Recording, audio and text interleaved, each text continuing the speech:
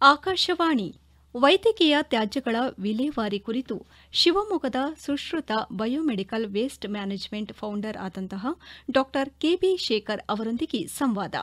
ಇವರೊಂದಿಗೆ ಭಾಗವಹಿಸುತ್ತಾರೆ ಆಕಾಶವಾಣಿ ಭದ್ರಾವತಿಯ ಕಾರ್ಯಕ್ರಮ ಮುಖ್ಯಸ್ಥರಾದ ಎಸ್ಆರ್ ಭಟ್. ಕೇಳುಗರೆ, ನಾವು ಪ್ರತಿದಿನ ಮನೆಯಲ್ಲಿ ಬಹಳಷ್ಟು ವೈದ್ಯಕೀಯ ಪರಿಕರಗಳನ್ನು ಬಳಸ್ತಾ ಇರ್ತೀವಿ, ಬಹಳಷ್ಟು ಟ್ಯಾಬ್ಲೆಟ್ಗಳನ್ನು ತಗೋತಾ ಇರ್ತೀವಿ, ಅದೇ ರೀತಿಯಲ್ಲಿ ಔಷಧೀಯ ವಸ್ತುಗಳನ್ನು ಕೂಡ ತಗೋತಾ ಇರ್ತೀವಿ. ಬಳಸಿದ ನಂತರದಲ್ಲಿ ಅದನ್ನು ನಾವು ಎಲ್ಲೆಂದರಲ್ಲಿ ಬಿಸಾಕ್ತೀವಿ. ಅದು ಒಂದು ರೀತಿಯ ಸಮಸ್ಯೆ. ಆದರೆ ಹಾಸ್ಪಿಟಲ್ಗಳಲ್ಲಿಯೂ ಕೂಡ ಹಲವಾರು ವೈದ್ಯಕೀಯ ಪರಿಕರಗಳನ್ನು ಬಳಸ್ತಾ ಇರ್ತಾರೆ. ಅದನ್ನು ಕೂಡ ಸರಿಯಾಗಿ ವ್ಯವಸ್ಥಿತವಾಗಿ ಸಾಗಾಣಿಕೆ ಮಾಡದೇ ಇದ್ದರೆ ಹಲವಾರು ಅನಾಹುತಗಳಾಗುತ್ತೆ. ಯಾಕಾಗುತ್ತೆ, ಹೇಗಾಗುತ್ತೆ, ಅದಕ್ಕೆ ನಾವು ಯಾವ ರೀತಿಯ ಎಚ್ಚರಿಕೆ ಕ್ರಮವನ್ನು ತಗೋಬೇಕು, ಈ ಎಲ್ಲ ವಿಷಯಗಳಿಗೆ ಸಂಬಂಧಪಟ್ಟ ಹಾಗೆ ನಾವು ಇಂದು ಮಾತನಾಡಿಸ್ತಾ ಇದ್ದೀವಿ ಶಿವಮೊಗ್ಗದ ಸುಶ್ರುತ ಬಯೋಮೆಡಿಕಲ್ ವೇಸ್ಟ್ ಮ್ಯಾನೇಜ್ಮೆಂಟ್ನ ಫೌಂಡರ್ ಡಾಕ್ಟರ್ ಕೆಬಿ ಶೇಖರ್ ಅವ್ರನ್ನ. ಕೆಬಿ ಶೇಖರ್ ಅವರ ನಮಸ್ಕಾರ. ನಮಸ್ಕಾರ. ಮೊದಲು ಮನೆಯಿಂದನೇ ತಗೊಂಬೋಣ. ಮನೆಯಲ್ಲಿ ನಾವು ಬಹಳಷ್ಟು ಟ್ಯಾಬ್ಲೆಟ್ಗಳನ್ನು ಯೂಸ್ ಮಾಡ್ತಿರ್ತೀವಿ. ಆ ಟ್ಯಾಬ್ಲೆಟ್ ರ್ಯಾಪರ್ಗಳಿರುತ್ತೆ, ಅದನ್ನು ಎಲ್ಲೊಂದರಲ್ಲಿ ಬಿಸಾಕ್ತೀವಿ. ಇನ್ನು ಬಹಳಷ್ಟು ಸಂದರ್ಭದಲ್ಲಿ ಈ ಸಿರಿಂಜ್ಗಳನ್ನು ಉಪಯೋಗಿಸುವಂಥ ಸಂದರ್ಭಗಳು ಕೂಡ ಇತ್ತೀಚೆಗಿವೆ. ಸಿರಿಂಜ್ಗಳನ್ನು ಕೂಡ ಎಲ್ಲಂದರಲ್ಲಿ ಬಿಸಾಕ್ತೀವಿ. ಇದು ಎಷ್ಟರ ಮಟ್ಟಿಗೆ ಸರಿ ಅಂತ ಹೇಳ್ತೀರಿ? ಈಗ ಒಂದು ಸಂತೋಷ ವಿಷಯ ಫಸ್ಟ್ ಶೇರ್ ಮಾಡ್ತೀನಿ ನಿಮಗೆ. ಈಗ 2021 ವರ್ಷದಿಂದ ನಾವು ಇಡೀ ಶಿವಮೊಗ್ಗ ಜಿಲ್ಲೆಯಲ್ಲಿ ಉತ್ಪತ್ತಿಯಾಗುವಂಥ ಎಲ್ಲ ಆಸ್ಪತ್ರೆ ಬಯೋಮೆಡಿಕಲ್ ವೈದ್ಯಕೀಯ ತ್ಯಾಜ್ಯವನ್ನು ಸಮರ್ಪಕವಾಗಿ ಮಾಡ್ತೀವಿ ಅಂತ ಹೆಮ್ಮೆಯಿಂದ ಹೇಳ್ತೀವಿ. ನೀವು ಆಸ್ಪತ್ರೆ ಬಗ್ಗೆ ಹೇಳ್ತಾ ಇದ್ರಿ ಶೇಖರ್ ಅವರೇ. ಆಸ್ಪತ್ರೆ ಹೇಳ್ತೀವಿ. ಯಾಕೆ ಹೇಳ್ತೀವಿ ಅಂದರೆ ಫಸ್ಟು ಆಸ್ಪತ್ರೆ ಸರಿ ಆಗಬೇಕು, ಆಮೇಲೆ ನೆಕ್ಸ್ಟು ಮನೆ ಬರ್ತದೆ. ಆಸ್ಪತ್ರೆ ಅಲ್ಲಿ ಈಗ ನಾವು ಅದು ಕಂಪ್ಲೀಟ್ ಸ್ಟ್ರೀಮ್ಲೈನ್ ಆಗಿದೆ ಫುಲ್ಲು. ಈಗ ನೆಕ್ಸ್ಟ್ ಸಮಸ್ಯೆ ಬರೋದು ಮನೆ. ಉನ್ನತ ಅಧಿಕಾರಿ ಬಗ್ಗೆ ಭಾಳಷ್ಟು ಡಿಸ್ಕಸ್ ಮಾಡಿದ್ವಿ. ಬಯೋಮೆಡಿಕಲ್ ವ್ಯವಸ್ಥೆ ಅಂದರೆ ವೈದ್ಯಕೀಯ ತ್ಯಾಜ್ಯ ಉತ್ಪತ್ತಿ ಆಗೋದು ಎಲ್ಲಿಂದ? ಪೇಷಂಟ್ಸ್ ಎಲ್ಲಿಂದ ಬರ್ತಾರೆ? ಮನೆಯಿಂದ ಬರ್ತಾರೆ. ಆಸ್ಪತ್ರೆ ಎಷ್ಟು ಟೈಮ್ ಕಳೀತಾರೆ, ಮನೇಲಿ ಎಷ್ಟು ಟೈಮ್ ಕಳೀತಾರೆ? ಆಸ್ಪತ್ರೆ ಕಳೆದು ಕೆಲವು ಗಂಟೆ ಕೆಲವು ದಿವಸ ಆಗುತ್ತೆ. ಇನ್ನು ಬೇರೆ ಸಮಯದಲ್ಲಿ ಅವರಿಗೆ ಕಾಯಿಲೆ ಗೊತ್ತಕ್ಕೆ ಮುಂಚೆನೆ ಅವರು ಮನೇಲಿ ಇರ್ತಾರೆ. ಆ ಟೈಮಲ್ಲಿ ಉತ್ಪತ್ತಿ ಆಗುವಂತ ವೈದ್ಯಕೀಯ ತ್ಯಾಜ್ಯನ ಏನ್ ಮಾಡೋದು? ಹೌದು, ನೀವು ಬರ್ಕೊಟ್ಟಿರೋಂತ ಪ್ರಿಸ್ಕ್ರಿಪ್ಷನ್ ಗಳನ್ನ ಯೂಸ್ ಮಾಡ್ತಿರ್ತಾರೆ. ಆಮೇಲೆ ಕೆಲವೊಬ್ರು ಗೂಗಲ್ ಡಾಕ್ಟರ್ಗಳಿದ್ದಾರೆ, ಡಾಕ್ಟರ್ ಹತ್ರ ತೋರಿಸ್ತೇನೆ ತಾವೇ ಮೆಡಿಕಲ್ ಟ್ರೀಟ್ಮೆಂಟ್ ಗಳನ್ನ ತಗೊಂಡು ಬಹಳಷ್ಟು ಟ್ಯಾಬ್ಲೆಟ್. ಅದು ದೊಡ್ಡ ಸಮಸ್ಯೆ. ಈಗ ಇನ್ನು ಹೇಳ್ಬೇಕು ಅಂತಂದ್ರೆ, ಈಗ ಡಯಾಲಿಸಿಸ್ ಅಂತ ನೆಕ್ಸ್ಟ್ ಒಂದು ಬಂದಿದೆ. ಪ್ರತಿಯೊಬ್ಬರು ಕಿಡ್ನಿ ಫೇಲ್ ಅಂತ ಡಯಾಲಿಸಿಸ್ ಕೆಲವರು ಮನೆಯಲ್ಲೇ ಕೊಡ್ಬೇಕು ಅಂತ ಆ ವ್ಯವಸ್ಥೆ. ಒಂದು ಡಾಕ್ಟರ್ ಶೇಖರ್ ಅವರ ಕೊರೋನಾ ಬಂದ ನಂತರದಲ್ಲಿ ಪ್ರತಿಯೊಂದು ಮನೆಯೂ ಒಂದು ರೀತಿಯಲ್ಲಿ ಸಣ್ಣ ಕ್ಲಿನಿಕ್ಗಳಾಗ್ಬಿಟ್ಟಿವೆ. ಹೌದು, ಇದು ಅಕ್ಷರ ಸಹಿತ ಒಂದು ರೀತಿಯಿಂದ ಅದು ಸಾಮಾನ್ಯ ಜನತೆಗೆ ಅರಿವು ಮೂಡಿಸ್ತು. ನಾವು ಪಾಸಿಟಿವ್ ತಗೊಂಡಾಗ ಪ್ರತಿಯೊಬ್ಬರಿಗೂ ಸಹಿತ ಸೋಂಕು ಅಂದ್ರೆ ಏನು, ಇನ್ಫೆಕ್ಷನ್ ಅಂದ್ರೆ ಏನು, ಆರೋಗ್ಯದ ಬಗ್ಗೆ ಕಾಳಜಿ ವಹಿಸಲಿಕ್ಕೆ ಕೊರೋನಾ ಬಂದದ್ದು ಒಂದು ನಮಗೆ ಒಂಥರ ವರ ಅಂತ ಹೇಳ್ಬೇಕಾಗ್ತದೆ. ಯಾಕೆಂದ್ರೆ ಅರಿವು ಮೂಡಿಸೋದು ಅದರಷ್ಟು ದೊಡ್ಡ ಕೆಲಸ, ಬಹಳ ಕಷ್ಟ. ನೀವು ಅರಿವು ಮೂಡಿಸುವುದರಲ್ಲಿ ವರ ಆಯ್ತು. ಅದನ್ನ ನಾವು ಸರಿಯಾದ ಸಮರ್ಪಕವಾಗಿ ನಿರ್ವಹಣೆ ಮಾಡದಿದ್ರೆ ಅದು ಶಾಪವಾಗ್ತದೆ. ಹೌದು, ಈಗ ಶಾಪ ಆಗೋದನ್ನ ವರವಾಗಿ ಹೇಗೆ ಕನ್ವರ್ಟ್ ಮಾಡ್ಕೋಬೇಕಾಗಿದ್ರೆ ಈಗ ಮತ್ತು ನಾವು ನಿಮ್ಮ ಮರೆ ಹೋಗ್ತಿದ್ದೀವಿ ಫುಲ್. ಅದನ್ನು ಹೇಗೆ ನಾವು ನಿರ್ವಹಣೆ ಮಾಡಬೇಕು ಅದು ತಮ್ಮ ಮೂಲಕ ನಾವು ಜನಗಳಿಗೆ ಕೇಳ್ಕೊಳ್ತದೆ ಫುಲ್. ಅಂದರೆ ಸಪೋಸ್ ಪ್ರತಿಯೊಂದು ಮನೆಯಲ್ಲೂ ಸಹಿತ ವೈದ್ಯಕೀಯ ತ್ಯಾಜ್ಯ ಉತ್ಪತ್ತಿ ಆಗುತ್ತೆ. ಆಜ್ ನೀವು ಹೇಳ್ತಕ್ಕಂಥ ಕೊರೋನಾ ಪೀರಿಯಡ್ ಸತಿಯೊಂದು ಮನೆ ಸಹಿತ ಒಂದು ಸಣ್ಣ ಕ್ಲಿನಿಕ್. ಹೌದು, ನೀವು ಒಂಥರ BP ಚೆಕ್ ಮಾಡೋದು, ಡಯಾಲಿಸಿಸ್ ಸಣ್ಣ ಇಟ್ಕೊಂಡಿರೋದು, ಶುಗರ್ ಟ್ರೀಟ್ಮೆಂಟ್. ಶುಗರ್ ಈಗಂತೂ ನೀವು ಒಂದು ದಾಖಲೆ ಪ್ರಕಾರ 65 ವರ್ಷದ ಮೇಲೆ 3 ಜನರಲ್ಲಿ ಒಬ್ಬರಿಗೆ ಶುಗರ್ ಇರ್ತದೆ ಅಂತ ಹೇಳ್ತಾರೆ. ಆಮೇಲೆ ಶುಗರ್ ವಯಸ್ಸಾದ್ಮೇಲೆ ಏನಾಗುತ್ತೆ, ಒಂದು ಗಾಯ ಆಗ್ತದೆ. ಗಾಯದ ಏನು ಬತ್ತಿ ಡ್ರೆಸ್ಸಿಂಗ್ ಮಾಡ್ಕೊಳ್ತಾರೆ. ಡ್ರೆಸ್ಸಿಂಗ್ ಮಾಡೋ ಟೈಮಲ್ಲಿ ಅವ್ರು ಇನ್ಸುಲಿನ್ ಸಿರಿಂಜ್ ತಗೊಳ್ಳಿ ಡಾಕ್ಟರ್ ಹೇಳ್ತಾರೆ ಇನ್ಸುಲಿನ್ ತಗೊಳ್ತೀರಾ, ಇನ್ಸುಲಿನ್ ಸಿರಿಂಜ್ ಏನು ಮಾಡ್ತೀರಾ, ಆ ಸ್ವಾಬ್ಗಳು ಏನು ಮಾಡ್ತೀರಾ, ಆಮೇಲೆ ಔಷಧಿ ನಾವು ಹೇಳಿದಾಗ ಔಷಧಿ ಬರ್ಕೊಟ್ಟಿರ್ತೀವಿ. ಏನೋ 5 ದಿವಸ ಬರ್ಕೊಟ್ಟ 3 ದಿವಸ ತಗೊಳ್ತಾರೆ, 3 ದಿವಸ ಹಾಗೆ ಇರ್ತದೆ, ಮೂಲೆಗೆ ಹೋಗ್ತದೆ. ಬಹಳಷ್ಟು ಜನರಿಗೆ ಗೊತ್ತಿಲ್ಲ ಡಾಕ್ಟರ್ ಶೇಖರ್ ಅವರೇ. ಯಾವುದೇ ಒಂದನ್ನ ನಾವು ಡಾಕ್ಟರ್ ಪ್ರಿಸ್ಕ್ರೈಬ್ ಮಾಡುವಾಗ ಒಂದು ಕೋರ್ಸ್ ಅಂತ ಬರ್ಕೊಟ್ಟಿರ್ತಾರೆ. ಕೋರ್ಸ್ ಅನ್ನ ಅರ್ಧಕ್ಕೆ ನಿಲ್ಲಿಸಿದ್ರೆ ಅದು ಅನಾಹುತ ಆಗುವಂತ ಸಂದರ್ಭಗಳು ಕೂಡ ಇರುತ್ತೆ. 2 ದಿವಸ 3 ದಿವಸಕ್ಕೆ ಅವರಿಗೆ ಜ್ವರನೋ ನೆಗಡಿನೋ ಆದ್ರೆ ಕಡಿಮೆ ಆಗ್ಬಿಟ್ಟಿರುತ್ತೆ. ಆದರೆ ಡಾಕ್ಟರ್ ಬರ್ಕೊಟ್ಟಿರೋ ಪ್ರಿಸ್ಕ್ರಿಪ್ಷನ್ನ ಕಂಟಿನ್ಯೂಸ್ ಆಗಿ ಅವ್ರು ತಗೊಳ್ಳದೇ ಇದ್ದಾಗ ಅದು ಕೂಡ ಒಂದು ರೀತಿಯಲ್ಲಿ ಸಮಸ್ಯೆ ಅಲ್ವಾ? ಹೌದು, ಅದಕ್ಕೆ ತಾವು ಹೇಳಿದ ಪ್ರಕಾರ ಇದು ಒಂದು ಇಂಪಾರ್ಟೆಂಟ್ ಎಚ್ಚರಿಕೆ ವಿಷಯ ಹೇಳ್ತಂದ್ರೆ, ಪ್ರತಿಯೊಂದು ವಸ್ತುಗೂ ಸಹಿತ ಔಷಧಿಗೆ ಎಕ್ಸ್ಪೈರಿ ಅಂತ ಇರ್ತದೆ.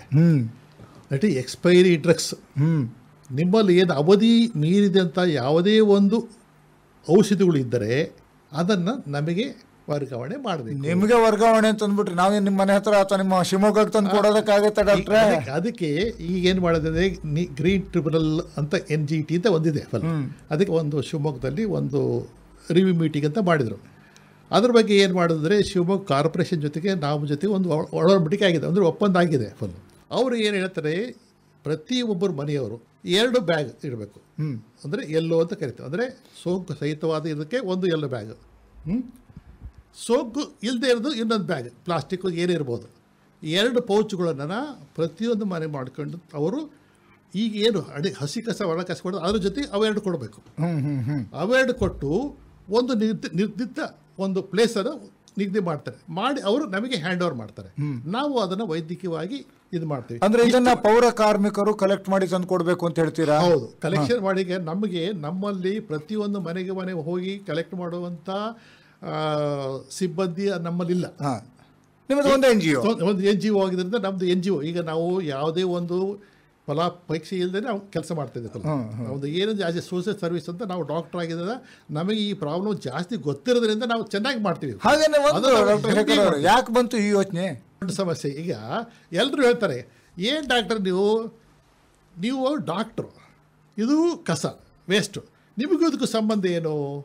ಇದು ಒಂಥರ ಕಾಕತಾಳಿ ಆಯ್ತು ನಮಗೇನೋ. ಅವಾಗ ನಾವು ಡಾಕ್ಟರ್ ವೆಂಕಟರಾವ್ ಎಲ್ಲ ನಮ್ಮ ಫ್ರೆಂಡ್ಸ್ ಎಲ್ಲ ಆದಾಗ ನಮ್ಮ ಪೊಲ್ಯೂಷನ್ ಆಫೀಸರು ಇದು ಮಾಡಿದ್ರಲ್ಲ, ಆವಾಗ ನಾವು ಬೇರೆಯವ್ರಿಗೆ ವಹಿಸ್ಬಿಟ್ವಿ. ವಹಿಸ್ಕೊಟ್ಟಾಗ ಏನು ಮಾಡಿದ್ರು, ಅವರು ಟ್ರಯಲ್ ಬೇಸಲ್ಲಿ ಹೊರಗಡೆ ಸುಟ್ಬಿಟ್ರು. ಸುಟ್ಟಾಗ ನಾವು ನೋಡ್ಲಿಕ್ಕೆ ಹೋದ್ವಿ, ಇಡೀ ಊರಿನ ಜನಗಳು ಬಂದರು, ನಮ್ಮನ್ನು ಮುತ್ತಿಗೆ ಹಾಕಿಬಿಟ್ರು. ಒಂದು ದಿವಸ ನಾವು ಪೊಲೀಸ್ ಸ್ಟೇಷನ್ ಕಳಿಬೇಕಾಯ್ತು. ನಮ್ಮ ಊರಿನಲ್ಲಿ ನೀವು ಹೆಣ ಸುಡ್ತೀರಾ ಅಂತ ನಮ್ಮ ಮೇಲೆ ಆರೋಪ ಬಂತು. ಸೊ ಅವ ಪೊಲ್ಯೂಷನ್ ಕಂಟ್ರೋಲ್ ನಿಲ್ಲಿಸ್ಬಿಟ್ರು. ಇದು ಸಮಸ್ಯೆ ಪರಿಹಾರ ಏನಂತ ಪೊಲ್ಯೂಷನ್ ಕಂಟ್ರೋಲ್ ಬೋರ್ಡ್ ನಮಗೆ ಮೀಟಿಂಗ್ ಆದರು. ನೋಡ್ರಿ ಡಾಕ್ಟ್ರೇ, ನಮಗೆ ಗೊತ್ತಿಲ್ಲ, ನೀವು ಈ ಸಮಸ್ಯೆನ ಬಗೆಹರಿಸ್ಬೇಕು, ಇಲ್ಲದಿದ್ರೆ ನಿಮಗೆ ಕರೆಂಟ್ ತೆಗಿತೀವಿ ಅಂತ ಹೇಳಿದರು. ಆವಾಗ ನಮ್ಮ IMA ಡಾಕ್ಟರ್ಸ್ ಎಲ್ಲ ಸೇರಿಕೊಂಡು ಇದಕ್ಕೆ ಏನೋ ಪರಿಹಾರ ಮಾಡಬೇಕು ಅಂತ ಹೇಳ್ಕೊಂಡು ಒಂದು ಕಮಿಟಿ ಅಂತ ಒಂದು ಮಾಡ್ಕೊಂಡು IMA ಮೂಲಕ ಒಂದು ಕಮಿಟಿಯಿಂದ ಮಾಡಿಕೊಂಡು ಅದು ಸುಶ್ರುತ ಅಂತ ಆವತ್ತು ಹುಟ್ಟು ಬಂತು.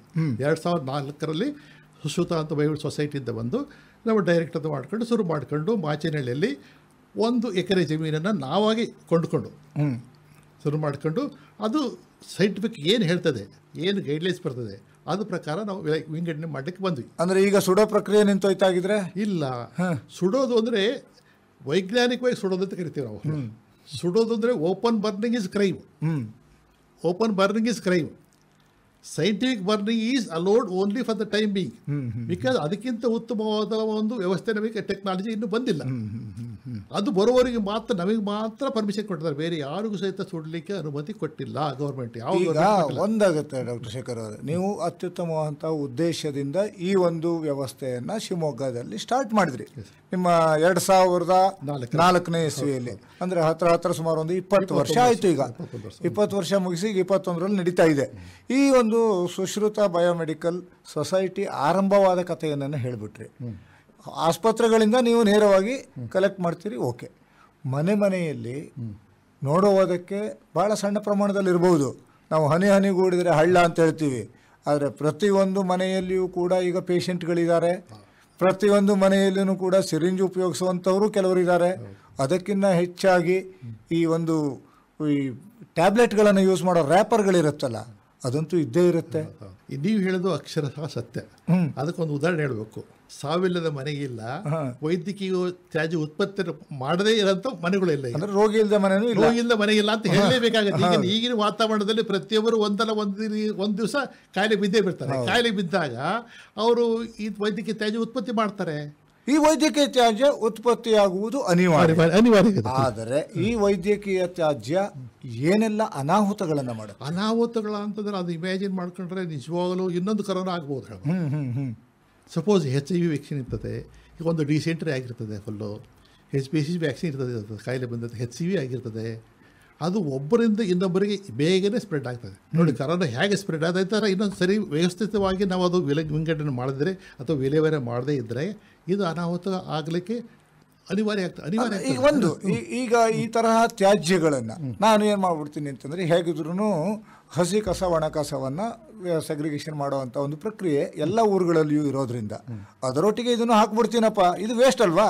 ಈಗ ಅದಕ್ಕೆ ಏನಾಗುತ್ತೆ, ಒಂದು ಉದಾಹರಣೆ ಕೊಡ್ತೀರಿ. ಫುಲ್ ಈಗ 1 ಲೀಟ್ರ್ ಹಾಲು ಇರ್ತದೆ. ಫುಲ್ ಹಾಲಿಗೆ 2 ml ಮೊಸರು ಹಾಕಿದ್ರೆ ಏನಾಗ್ತದೆ, ಇಡೀ ಹಾಲು ಕೊಳ್ತೋಗ್ತದಲ್ವಾ? ಹೌದು, ಇಲ್ಲ ಮೊಸರಾಗತ್ತೆ. ಈಗ ಅದೇ ರೀತಿ ನೀವು ವಿಷಭರಿತವಾದಂಥ ಇನ್ಫೆಕ್ಷನ್ನ ಅದ್ರ ಜೊತೆ ಸೇರಿಬಿಟ್ರೆ ಇಡೀ ಮುನ್ಸಿಪಲ್ ವೇಸ್ಟ್ ಎಲ್ಲದೂ ಸಹಿತ ವಿಷಭರಿತವಾಗಿಬಿಡ್ತದೆ.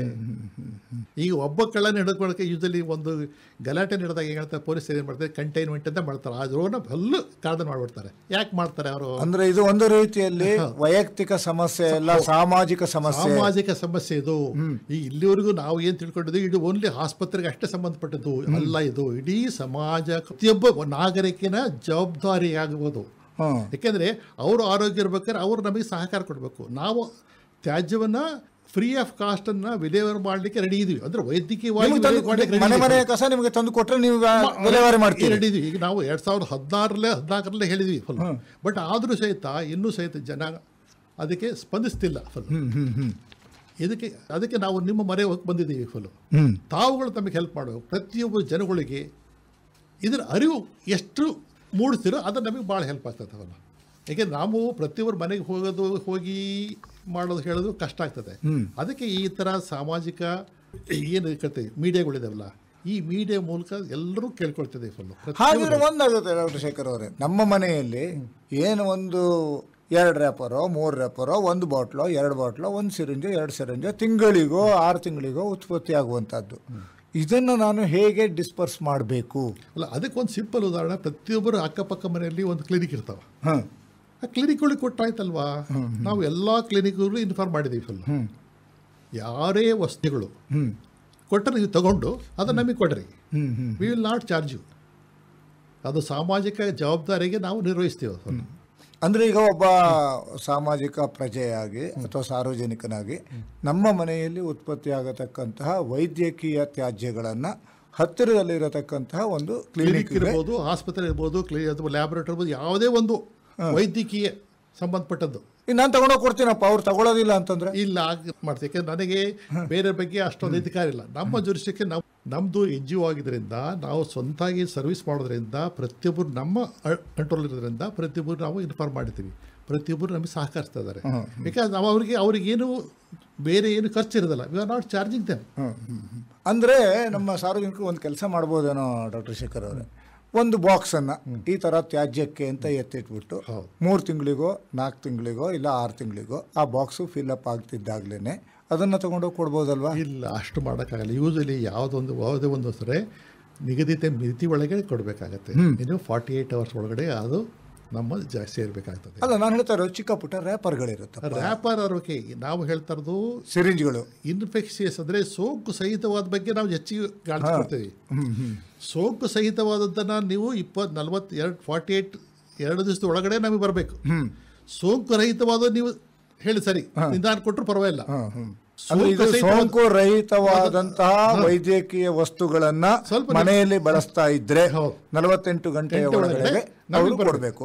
ಈ ಸೋಂಕು ರಹಿತವಾಗಿ ಇಲ್ಲ ಅಂದ್ರೆ ಏನಾಗುತ್ತೆ, ಆ ಮೈಕ್ರೋ ಆರ್ಗನಿಸಮ್ ಡೆವಲಪ್ ಆಗ್ತಾ ಹೋಗ್ತದೆ. ಬೇರೆಯವರಿಗೂ ಕೂಡ ಕ್ರಿಮಿ ಡೆವಲಪ್ ಆಗ್ತಾ ಮಲ್ಟಿಪ್ಲೈ ಆಗ್ತಾ ಹೋಗ್ತದೆ. ಮೈಕ್ರೋ ಡೆವಲಪ್ ಆಗಿ ಬೇಗ ಸ್ಪ್ರೆಡ್ ಆಗ್ತದೆ. ಅದು ಅವರಿಗೆ ಅಲ್ಲ, ನನಗೊಂದಿರುತ್ತೆ ಡೌಟು, ಇದು ಯಾವ ರೀತಿಯಲ್ಲಿ ಸ್ಪ್ರೆಡ್ ಆಗುವಂತ ವೈರಸ್ಗಳದ್ದು ಸಿರಿಂಜು ಅಥವಾ ಇದು ಅಂತ ನನಗೆ ಗೊತ್ತಾಗುತ್ತೆ. ಈಗ ಸ್ವಲ್ಪ ಸಿಂಪಲ್ ಒಂದು ಹೇಳ್ತೀವಿ. ಈಗ ಒಂದು ಮನೆಯಲ್ಲಿ ಒಂದು ಮಗುಗೆ ಕೆಮ್ಮು ಶೀತ ಬರ್ತದೆ. ಫಸ್ಟ್ ಮಗು ಕೆಮ್ಮು ಶೀತ ಎಲ್ಲಿ ಬರ್ತದೆ? ಸ್ಕೂಲಿಂದ ಬರ್ತದೆ. ಸ್ಕೂಲಿಂದ ಕೆಮ್ಮು ಶೀತ ಬಂದ ತಕ್ಷಣ ಏನು ಮಾಡ್ತದೆ? ಆ ತಾಯಿಗೆ ಬರ್ತದೆ. ನೀವು ನೋಡಿರ್ಬೋದು, ಎಲ್ಲರೂ ಮನೆ ಅಬ್ಸರ್ವ್ ಮಾಡಿರ್ಬೋದು. ಸೋಂಕು ಬರ್ತದೆ. ತಾಯಿ ಬಂದ ತಕ್ಷಣ ತಂದೆ ಬರ್ತದೆ ಕೊನೆಗೆ. ಇದು ಸೈಕಲ್. ಇದು ಅಂದರೆ ಸಾಂಕ್ರಾಮಿಕ ರೋಗ ಹರಡೋದು ಗೊತ್ತಾ, ಎಲ್ಲರೂ ಗೊತ್ತಿರೋ ವಿಷಯ. ಅದೇ ಥರ ಇದು ಸಾಂಕ್ರಾಮಿಕ ರೋಗ ಅಲ್ವಾ? ಈಗ ಇಂಜೆಕ್ಷನ್ ಕೊಟ್ಟಾಗ ಇಂಜೆಕ್ಷನ್ ಆದ ಬ್ಲಡ್ ಮಿಕ್ಸ್ ಆಗಿರ್ತದಲ್ವಾ? ಅಂದ್ರೆ ನೀವು ಹೇಳಿದ್ದು ಸಾಧ್ಯವಾದಷ್ಟು ಸಿರಿಂಜ್ಗಳನ್ನು ಬಳಸುವಂಥವರು. ಈ ಡ್ರೆಸ್ಸಿಂಗ್ಸು, ಈಗ ಶುಗರ್ ಪೇಷಂಟ್ಗೆ ಗಾಯ ಆಗಿರ್ತದೆ, ಡ್ರೆಸ್ಸಿಂಗ್ ಅದು ಬೇಗ ಮಾಯ 1 ತಿಂಗಳು 2 ತಿಂಗಳು ಬೇಕಾಗ್ತದೆ. ಅಂದ್ರೆ ಡ್ರೆಸ್ಸಿಂಗ್ ಮೆಟೀರಿಯಲ್ ಅನ್ನು ಕೂಡ ಇಮಿಡಿಯೇಟ್ 48 ಅವರ್ಸ್ ಒಳಗಡೆ ಕೊಡಲೇಬೇಕು, ಯಾಕಂದ್ರೆ ಅದು ಸೋಂಕು ಇರ್ತದಲ್ಲ. ಆಮೇಲೆ ಇನ್ನೊಂದು ಹೇಳ್ತೇವೆ, ಇತ್ತೀಚಿನ ಪ್ರಕಾರ ಸ್ಯಾನಿಟರಿ ಪ್ಯಾಡ್ಸ್ ಇದು ಒಂದು ದೊಡ್ಡ ಸಮಸ್ಯೆ ಆಗಿ ಕಾಡ್ತಾ ಇದೆ. ಬಹಳಷ್ಟು ಡ್ರೈನೇಜ್ಗಳು ಕೂಡ ಬ್ಲಾಕ್ ಆಗ್ತಾ ಇರುವಂತದ್ದು. ಅದು ಇದ್ರ ಸಮಸ್ಯೆ. ಡ್ರೈನೇಜ್ ಆಗೋದು ಮೆಕ್ಯಾನಿಕಲ್ ಸಮಸ್ಯೆ. ಇದು ಜೈವಿಕ ಸಮಸ್ಯೆ ಇದೆಯಲ್ಲ, ಇದು ಬಹಳ ಜೀವಕ್ಕೆ ಅಪಾಯ ಬರ್ತದೆ. ಬಹಳಷ್ಟು ಜನರಿಗೆ ಗೊತ್ತಿಲ್ಲದೆ ಇರುವಂತಹ ವಿಷಯ. ಯಾಕೆಂತಂದ್ರೆ ಸಾಮಾನ್ಯವಾಗಿ ಹೇಳೋದೇನು ಅಂತಂದ್ರೆ ಈ ಒಂದು ಸ್ಯಾನಿಟರಿ ಪ್ಯಾಡ್ಗಳನ್ನ ಎಸೆಯೋದ್ರಿಂದ ಡ್ರೈನೇಜ್ಗಳು ಬ್ಲಾಕ್ ಆಗುತ್ತೆ ಅಂತ ಹೇಳ್ತಾರೆ, ಅದರಿಂದ ರೋಗ ಹರಡುತ್ತೆ ಅಂತ ಎಲ್ಲೂ ಹೇಳೋದೇ ಇಲ್ವಲ್ಲ. ಆಮೇಲೆ ಅದ್ರ ಜೊತೆಗೆ ಈಗ ಎಕ್ಸೆಸಿವ್ ಬ್ಲೀಡಿಂಗ್ ಅಂತ ಆಗ್ತದೆ ಹೆಣ್ಮಕ್ಳಲ್ಲಿ. ಈಗ ಬ್ಲೀಡಿಂಗ್ ಕೆಲವು ಜಾಸ್ತಿ ಆಗ್ತದಲ್ಲ, ಅವ್ರಿಗೆ ಸೋಂಕಿದ್ದಾಗ ಆ ಪ್ಯಾಡ್ ಅವರು ಜಾಸ್ತಿ ಯೂಸ್ ಮಾಡ್ತಾರೆ. ಸ್ಯಾನಿಟರಿ ಪ್ಯಾಡ್ಸು ತಿಂಗಳಲ್ಲಿ 3 ದಿವಸ ಯೂಸ್ ಮಾಡ್ತಾರೆ, ಇದು ತಿಂಗಳಗಟ್ಟಲೆ ಯೂಸ್ ಮಾಡ್ತಾ ಇರ್ತಾರೆ. ಡೈಲಿ 1 ಅಥವಾ ಕೆಲವು ದಿವಸಕ್ಕೆ 4 ಪ್ಯಾಡ್ ಚೇಂಜ್ ಮಾಡಿದ್ರೆ ಅಂತ ಹೇಳ್ತಾರೆ. ಫುಲ್ಲು ಅವರಿಗೆ ಅರಿವು ಮೂಡಿಸೋದು ಹೇಗೆ ಅಂದರೆ ಅವರು ಕೂಡ ಯಾವುದೇ ರೀತಿಯಲ್ಲಿ ಈ ಒಂದು ಒಣ ಕಸ ಹಸಿ ಕಸದೊಟ್ಟಿಗೆ ಅದನ್ನು ಹಾಕಬಾರ್ದು, ಅದು ಹಾಕಲೇಬಾರ್ದು. ಇಟ್ ಈಸ್ ಒಂಥರ ಇಟ್ಸ್ ಎ ಕ್ರೈಮ್ ಅಂತ ಕರಿತೀವಿ ನಾವು. Actually it's A crime because you are spreading the infection to the other person. Society ಹೇಳ್ತೀವಿ, ಸೊಸೈಟಿಗೆ ನೀವು ಸ್ಪ್ರೆಡ್ ಮಾಡ್ತೀರಾ. ಆಮೇಲೆ ಪೌರ ಕಾರ್ಮಿಕರು ಅದನ್ನ ಎತ್ಕೊಂಡು ಹೋಗ್ತಿರ್ತಾರೆ. ಅಲ್ಲ, ಆ ಪಾಪ ಪ್ರಜ್ಞೆ ನಿಮ್ಗೆ ಕಾಡುತ್ತದೆ. ಆ ಪಾಪ ಪ್ರಜ್ಞೆ ನಿಮ್ಗೆ ಕಾಡುತ್ತದೆ. ನೀವು ಒಬ್ಬರು ಸಾಮಾಜಿಕ ಪ್ರಜ್ಞಾವಂತ ಪ್ರಜೆಗಳು ಆಗಿದ್ದರೆ ನೀವು ನಿಮ್ಮ ಸೋಂಕನ್ನು ಇನ್ನೊಬ್ಬರಿಗೆ ಹರಡಬಾರ್ದು. ಅಂದ್ರೆ ಇದನ್ನ ಇಮಿಡಿಯೇಟ್ ಆಗಿ ಒಂದು ಕಡೆಯಲ್ಲಿ ಡಿಸ್ಪರ್ಸ್ ಮಾಡಲೇಬೇಕು. ಇದರೊಟ್ಟಿಗೆ ಸೇರಿಸಿ ಬೇರೆಯವರಿಗೆ ಸೋಂಕನ್ನು ಹರಡೋ ರೀತಿಯಲ್ಲಿ ಅವರು ಕಾರಣೀಕರ್ತರು ಆಗಬಾರ್ದು. ಅದು 100%. ಅದಕ್ಕೆ ಇದ್ರ ಮೂಲಕ ನಾನು ದಯವಿಟ್ಟು ಎಲ್ಲರಿಗೂ ಕೈ ಮುಗಿದು ಕೇಳ್ಕೊಡ್ತೀನಿ. ಈ ಬಗ್ಗೆ ಸೀರಿಯಸ್ ಅಂದರೆ ಭಾಳ serious, it's A very complex. ಕಷ್ಟ ಆಗ್ತದೆ, ಬಟ್ ಆದರೂ ಇದ್ರ ಮಾಡಿದ್ರೆ ನಿಮ್ಮ ಆರೋಗ್ಯ ಸುಧಾರಿಸ್ತದೆ, ನಮ್ಮ ಆರೋಗ್ಯ ಅಲ್ಲ, ನಿಮ್ಮ ಆರೋಗ್ಯ ಸುಧಾರಿಸ್ತದೆ. ಅದರೊಟ್ಟಿಗೆ ಸಮಾಜದ ಆರೋಗ್ಯ ಸಮಾಜ ಆರೋಗ್ಯ ಸುಧಾರಿಸಿದ್ರೆ ಇಟ್ ಈಸ್ ಉತ್ತಮ ಸಮಾಜ ಸೃಷ್ಟಿ ಆಗ್ತದೆ. ಆಮೇಲೆ ಎಕ್ಸ್ಪೈರಿ ಡೇಟ್ ಆದಂತಹ ಟ್ಯಾಬ್ಲೆಟ್ಗಳನ್ನಂತೂ ಬಳಸಲೇಬಾರ್ದು. ಅದ್ರ ಬಗ್ಗೆ ಇನ್ನೊಂದು ಉದಾಹರಣೆ ಹೇಳ್ತೀನಿ. ಈಗ ಎಕ್ಸ್ಪೈರಿ ಡ್ರಗ್ಸಲ್ಲಿ ಡಿಫ್ರೆಂಟ್ ಇರ್ತವೆ. ಕೆಲವ್ರ ಮನೆಯಲ್ಲಿ ಕ್ಯಾನ್ಸರ್ ಪೇಷಂಟ್ ಇರ್ತಾರೆ, ಅದಕ್ಕೆ ಸೈಟೋಟಾಕ್ಸಿಕ್ ಡ್ರಗ್ಸ್ ಅಂತ ಕೊಡ್ತೀವಿ. ಎಕ್ಸ್ಪೈರಿ ಡ್ರಗ್ಸ್ ಜೊತೆಗೆ ಸೈಟೋಟಾಕ್ಸಿಕ್ ಅಂದರೆ ಅವು ಟಾಕ್ಸಿಕ್ ಮೆಟೀರಿಯಲ್ಸ್, ಅಂದರೆ ವಿಷಕಾರಿ ವಸ್ತುಗಳು. ವಿಷಕಾರಿ ವಸ್ತುಗಳನ್ನು ಯಾವ ಪ್ರಮಾಣದಲ್ಲಿ, ಯಾವ ನಿಗದಿತ ಸಮಯದಲ್ಲಿ, ನಿಗದಿತ ಪ್ರಮಾಣದಲ್ಲಿ ಬಳಸಬೇಕಾಗುತ್ತೆ. ಅದು ನಾವು ಹೇಳಿದಾಗ ಕೊಟ್ಟಿರ್ತೀವಿ, ಅದು ಅರ್ಧ ತಗೊಳ್ತಾರೆ, ಅರ್ಧ ಪೇಷಂಟ್ ಸತ್ಯ ಹೋಗಿರ್ಬೋದು ತಿಳ್ಕೊಳ್ತಾರೆ. ಅದು ಹಾಗೆ ಉಳಿತವೆ. ಅದನ್ನು ಜವಾಬ್ದಾರಿಯುತವಾಗಿ ಪಕ್ಕದ ಕ್ಲಿನಿಕ್ಕು ಅಥವಾ ನರ್ಸಿಂಗ್ ಹೋಮ್ಸು ಅಥವಾ ಲ್ಯಾಬ್ರೇಟರಿ ಯಾವುದಕ್ಕಾದ್ರೂ ಒಂದು ಹ್ಯಾಂಡ್ ಓವರ್ ಮಾಡಲೇಬೇಕಂದ್ರೆ ಸೆಪರೇಟ್ ಅದೇ ಯಾವುದೇ ಕಾರಣ ಮಿಕ್ಸ್ ಆಗ್ಬೋದು.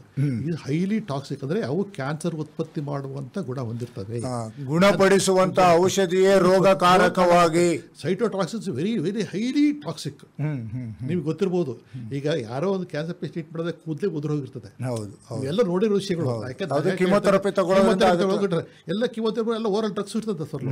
ಅವ್ರು ಕೂದಲು ಅಂದರೆ ಎಷ್ಟು ಟಾಕ್ಸಿಕ್ ಇರ್ಬೋದು ನೀವು ಇಮ್ಯಾಜಿನ್ ಮಾಡ್ಕೊಳ್ಳಿ. ಆ ವಸ್ತುಗಳು ಸಾಮಾನ್ಯ ವಸ್ತು ಜೊತೆ ಮಿಕ್ಸ್ ಆದರೆ ಅಥವಾ ಇದು ಮುನ್ಸಿಪಲ್ ವೇಸ್ಟ್ ಮಿಕ್ಸ್ ಆಗಿಬಿಟ್ರೆ ಪರಿಣಾಮ ಎಷ್ಟು ಗಂಭೀರವಾಗುತ್ತೆ ಅಂತಂದು ಎಲ್ಲರೂ ಪ್ರಜ್ಞಾವಂತ ಪ್ರಜೆಗಳು ಚಿಂತನೆ ಮಾಡಬೇಕಾಗತ್ತೆ, ವಿಚಾರ ಮಾಡಬೇಕಾಗತ್ತೆ. ಇದಕ್ಕಿಂತ ದೊಡ್ಡ ಸಮಸ್ಯೆ ಸಮಾಜಕ್ಕೆ ಕೊಡಬೇಕಾದಂಥದ್ದು, ಇದಕ್ಕಿಂತ ದೊಡ್ಡ ಈ ಕೊಡುಗೆ ಯಾವುದೂ ಇಲ್ಲ ಹೇಳಬೇಕು. ಆಮೇಲೆ ಇನ್ನೊಂದಿದೆ ಡಾಕ್ಟರ್ ಶೇಖರ್ ಅವರು, ಏನು ಮಾಡಿಬಿಡ್ತಾರೆ ಅಂತಂದರೆ, ನಾವು ಸಾಮಾನ್ಯವಾಗಿ ಎಲ್ಲರೂ ಮಾಡೋವಂಥದ್ದು, ಒಂದು ಟ್ಯಾಬ್ಲೆಟ್ಗಳನ್ನು ತಂದಿರ್ತೀವಿ, ಇಲ್ಲ ಸಿರಪ್ಗಳನ್ನು ತಂದಿರ್ತೀವಿ, ಅಲ್ಲಿ ಮ್ಯಾನುಫ್ಯಾಕ್ಚರಿಂಗ್ ಡೇಟು ಎಕ್ಸ್ಪೈರಿ ಡೇಟು ಎರಡೂ ಇರುತ್ತೆ. ಅದನ್ನು ನೋಡ್ದೇ ತಗೋತೀವಿ, ಆದಮೇಲೆ ಇಟ್ಕೋತೀವಿ. ಆಮೇಲೆ ಒಂದು 6 ತಿಂಗಳು ಆದಮೇಲೆ ಮತ್ತೆ ನೆಗಡಿನೋ ಜ್ವರನೋ ಬಂದರೆ ಅದನ್ನೇ ರೀಯೂಸ್ ಮಾಡ್ತೀವಿ. ಇದು ಎಷ್ಟರ ಮಟ್ಟಿಗೆ ಸರಿ? ಇದು ಸ್ವಲ್ಪ ಭಾಳ ಗಂಭೀರವಾದ ಪ್ರಶ್ನೆ. ಆಕ್ಚುಲಿ ಅಂದರೆ ಇದು ಬುದ್ಧಿವಂತರ ದಡ್ಡತನ ಅಂತ ಕಲಿಬೇಕಾಗ್ತದೆ. ಅಲ್ಲ, ಇದನ್ನು ಭಾಳ ಬುದ್ಧಿವಂತರನ್ನೇ ಮಾಡುವಂಥ ಬುದ್ಧಿವಂತರ ದಡ್ಡತನ ಅಂತ ಕಲಿಬೇಕಾಗ್ತದೆ. ಯಾಕೆಂದರೆ ಅವರು ಗೂಗಲಲ್ಲಿ ನೋಡಿರ್ತಾರೆ, ಅದು 2 ಮಾತ್ರ ಕೊಟ್ಟು ಸರಿ ಹೋಯ್ತು, ಇನ್ನೊಂದು ಅದೇ ತಗೊಳಂತ. ಅದು ಆ ಹರಿಯಲ್ಲಿ ಅದು ನೋಡ್ತಾರೋ ಬಿಡ್ತಾರೋ ಗೊತ್ತಾಯ್ತು ಫುಲ್ಲು. ಅದರಿಂದ ದುಷ್ಪರಿಣಾಮಗಳೇ ಜಾಸ್ತಿ. ಯಾಕೆಂದರೆ ವಿದ್ಯಾವಂತರು ಸಮಾಜಕ್ಕೆ ಮಾರ್ಗದರ್ಶನ ಮಾಡಬೇಕೇ ಹೊರತು ತಾವುಗಳು ಯಾವುದೇ ಒಂದು ಕಾರಣಕ್ಕೂ ದುರ್ಮಾರ್ಗಕ್ಕೆ ಎಡೆಗೊಡಬಾರ್ದು. ಅದಕ್ಕೆ ಸೈಂಟಿಫಿಕ್ ಅಂದರೆ ಪ್ರಜ್ಞೆಯನ್ನು ಈ ರೀತಿಯಲ್ಲಿ ತಿಳ್ಕೊಂಡು ಮಾರ್ಗದರ್ಶನ ಮಾಡಲೇಬೇಕಾಗ್ತದೆ. ಆಮೇಲೆ ಯಾವುದೇ ರೀತಿಯಲ್ಲಿಯೂ ಕೂಡ ಒಂದು ಸಾರಿ ಎಕ್ಸ್ಪೈರಿ ಆದಂತಹ ಟ್ಯಾಬ್ಲೆಟ್ ಇರ್ಬೋದು, ಸಿರಪ್ ಇರ್ಬೋದು, ಸಿರಿಂಜ್ ಇರ್ಬೋದು, ಮನೆಯಲ್ಲಿ ಇಟ್ಕೊಳ್ಳೇಬಾರ್ದು. ಯಾವುದೇ ಕಾರಣ ಇಟ್ಕೊಳ್ಬಾರ್ದು. ಯಾಕೆಂದರೆ ಇದರಲ್ಲಿ ಇನ್ನೊಂದು ದುಷ್ಪರಿಣಾಮ ಹೇಳಬೇಕಾಗುತ್ತೆ. ಮಕ್ಕಳು ಇರ್ತವೆ, ಮಕ್ಕಳು ಆಟ ಆಡೋಕ್ಕೆ ಹೋಗಿ ಏನೋ ಒಂದು ತಗೊಂಡ್ಬಿಟ್ಟು ಏನು ದುಷ್ಪರಿಣಾಮ, ಅದಕ್ಕೆ ಯಾರು ಹೊಣೆ? ಯಾರು? ಹೌದು, ಮಕ್ಕಳು ಆಟ ಆಡುವಾಗ ಏನೋ ಸುಮ್ಮನೆ ಏನೋ ತಗೊಂತಿರ್ತವೆ, ಎಷ್ಟೋ ದುಷ್ಪರಿಣಾಮ ನಾವು ನೋಡಿದ್ದೀವಿ.